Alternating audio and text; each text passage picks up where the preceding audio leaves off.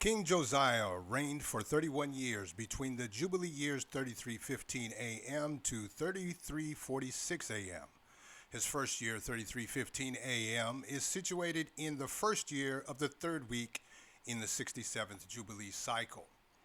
His final year, 3346, when divided by 50, gives us 66.92. This is 66 full Jubilee cycles completed.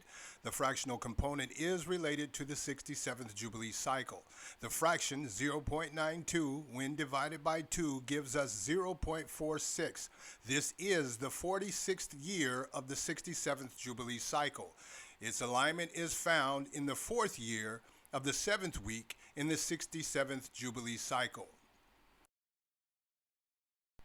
Biblical texts can be found at 2 Kings chapter 22 verse 1 and 2 Chronicles chapter 34 verse 1.